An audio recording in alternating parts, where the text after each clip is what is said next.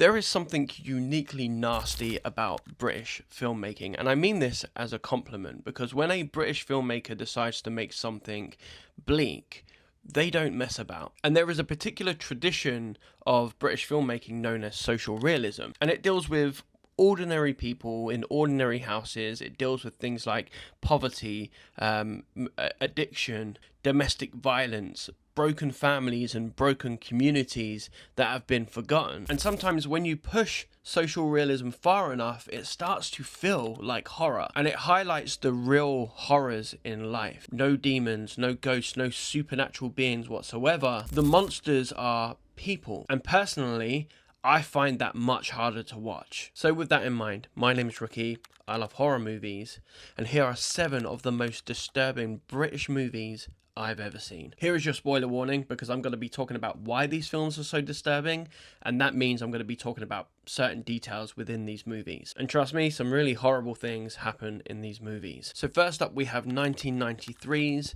The Cement Garden. The Cement Garden was directed by Andrew Birkin, and it was adapted from a Ian McEwan novel. And just explaining the plot of this film to you kind of feels like you're explaining something illegal. The movie centers around 4 siblings living in a house with their parents.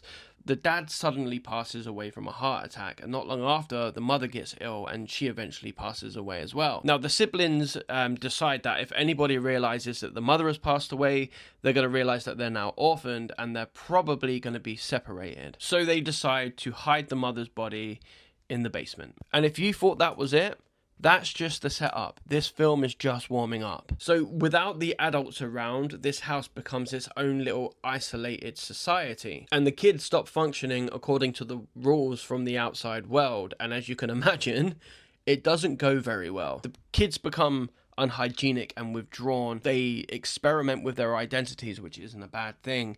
But the 2 eldest siblings get closer and their relationship becomes, shall we say, unnatural. And this is all happening while their mother is in the basement. Now, for me, what makes this film so interesting is it's not presented as some kind of like outrageous, over-the-top, loud exploitation film. It's incredibly quiet and almost dreamlike, and that somehow makes this film worse. The film removes every structure that would normally govern childhood. The house becomes this sealed, isolated ecosystem, one where normal social boundaries just lose all meaning. And so naturally, this is a film about, I think, power and what happens when adolescents are, without any sort of like social structure. But essentially what we have here is grief, adolescence, and adult development, shall we say, occurring in complete isolation. And the result is deeply, deeply uncomfortable. Next up, we have Tyrannosaur, and this movie is soul destroying. So Tyrannosaur came out in 2011, was directed by the fantastic Paddy Considine. It stars the fantastically underrated Peter Mullen as Joseph, this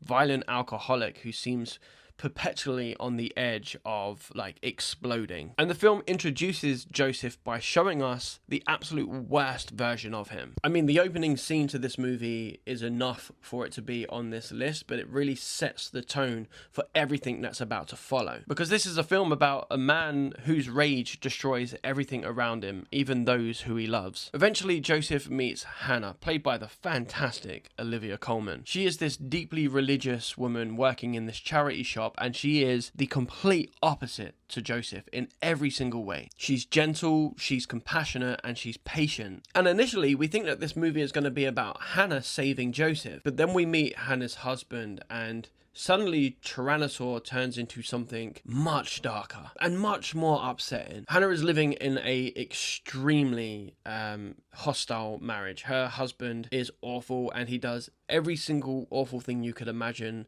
a husband might do to his wife, and even worse. This is as much as I'm going to give you regards to plot with this film. All I can say about this movie is it is one of the most devastating films I've ever seen. Olivia Colman gave this performance before she was like internationally renowned, and it is harrowing, it is haunting, and I personally think one of her greatest performances on screen. Things happen in this movie that are meant to be triumphant, but the movie refuses to let us have these moments. It feels like a movie with no catharsis, but deliberately So, this is a film about the cycles of violence, and really that is what Tyrannosaur is about. It is a fantastically brilliant film, but it is a lot. Next up, we have 2015's Bait. Now, Bait might not be technically the greatest film on this list, but in terms of sheer brutality, it absolutely deserves to be here. The movie was directed by Dominic Brunt, and it centers around these two working class women who run this market stall, but they, have this dream to open up a cafe. Now, the banks won't give them any money for this, so eventually they accept a loan from a man called Jeremy. So Jeremy isn't no Martin Lewis, right? He is a loan shark, and as soon as they accept this money, the payments and the intimidation start escalating. Now, what starts out as financial exploitation eventually turns physical, and the whole situation turns into pure terror. And the reason this movie is on this list is because this film does not respect the boundaries we expect these films to normally have, centering around violence. Women in this movie are not protected. Disabled people in this movie are not protected. Nobody in this film is protected. The climax of this film becomes this extraordinarily nasty eruption of revenge. Now, what's interesting is Dominic Brunt essentially described his movie as a horror movie, and his argument is that loan sharks like Jeremy are monsters. They are predators. And apparently this story was actually influenced by many cases involving loan sharks here in Britain. And he actually said that when he was researching these incidences, they were actually worse than what they thought they could put in this film. And that really is horrifying. It might not be the greatest British movie ever made, but because of, what it shows you and how relentless it is, 100% deserves to be on this list. Next up, we have 2004's Dead Man's Shoes. Now, this film is different because it is one of my favorite films of all time, but I can only watch it once every 5 years because it absolutely me up. It comes from one of my favorite directors of all time, Shane Meadows. It also stars our friend Paddy Considine. So the film follows Richard, a former soldier who returns to his hometown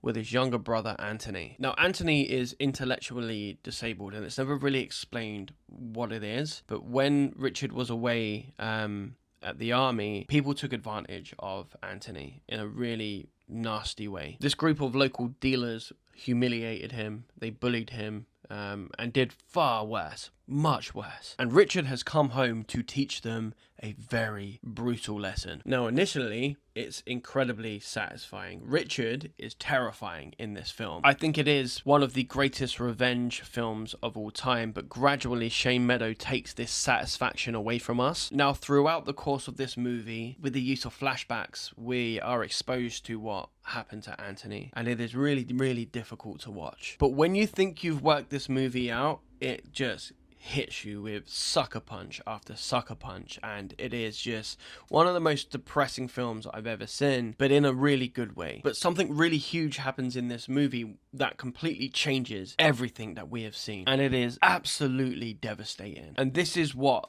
makes Shane Meadows such a legend and why I will watch anything that he makes. Meadows realizes that revenge isn't interesting just because somebody got what they deserve. It's interesting because of what revenge does to the person carrying it out. Revenge in this movie is connected to empathy as opposed to pure punishment. Dead Man's Shoes takes this masculine fantasy of revenge violence and turns it into an act of self-destruction, and it's absolutely devastating. Next up, we have 2005's The Great Ecstasy of Robert Carmichael. The movie was directed by Thomas Clay, and it centers around a intelligent and seemingly normal teenage boy called Robert who lives in this really bleak coastal English town. Now, he is a really talented musician, but through, friends, illicit substances, boredom, he finds himself wrapped up with really violent people. And for large portions of this film, really not that much happens, which is important because this film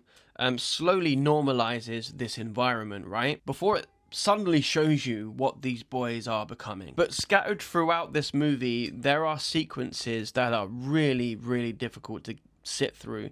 One involving a case of SA that we don't see but we hear it, and it is awful. But throughout this movie, you know, on television screens and on radios, we hear references of George W. Bush and Tony Blair talking about their invasion of Iraq. And these parallels are deliberate because we have private violence carried out alongside state-sanctioned violence, both being consumed through this like strange emotional distance. The film is deliberately connecting these two different forms of violence. And then we get the ending to this film, one that has been deliberated over ever since it was released. It is almost too disturbing. The ending sees the boys invade the home of a celebrity chef, and they do terrible, terrible things to him and his wife. It is graphic and it is ugly, and it goes on for a incredibly uncomfortable amount of time. And many people, filmgoers and critics alike, have argued whether this sequence is legitimate social commentary or just exploitation. It is an incredibly difficult film to watch, one that is infested with this like moral numbness, and it is a movie that I won't forget ever. Next up we have 1997's Nil By Mouth. Now, Nil By Mouth is one of the most difficult British films I've ever seen. The film was directed by Gary Oldman.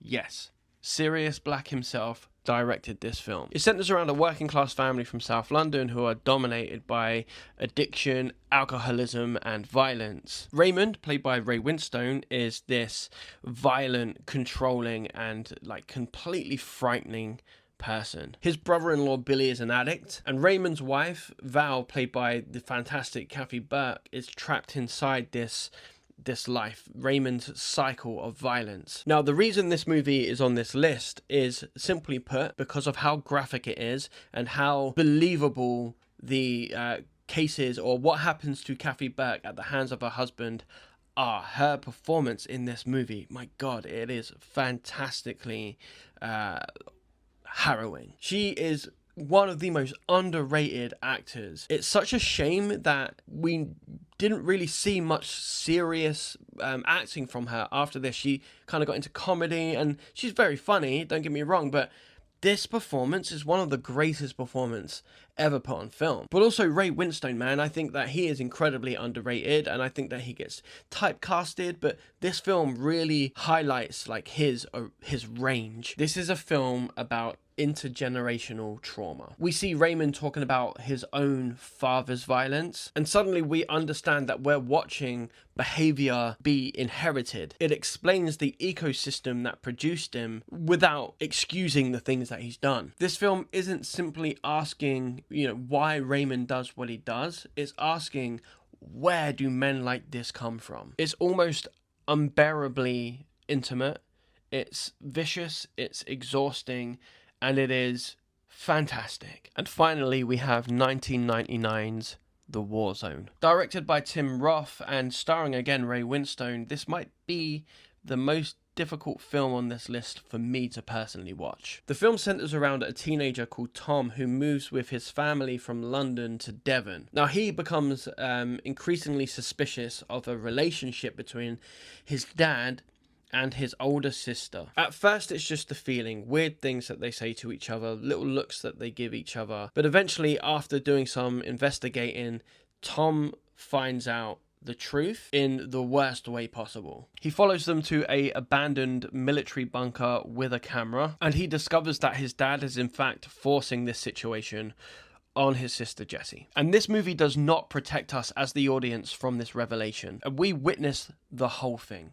We witness enough of it to understand what Tom has come to realize. Now, what makes this film so convincingly horrifying to watch is how ordinary the movie makes Ray Winstone's character. The film doesn't introduce him as some kind of monster. He comes across as this really, hardworking, likable, good dad. And that's precisely the point. This is a movie representing scenarios that many, many families have gone through. The film is highlighting how these type of predators manipulate people into becoming like willing participants in what's going on. And once you understand that, this movie becomes incredibly powerful. The family home is meant to be the safest place in the world, but here it is occupied territory. The abandoned military bunkers scattered around this place aren't just like isolated locations. They're metaphors.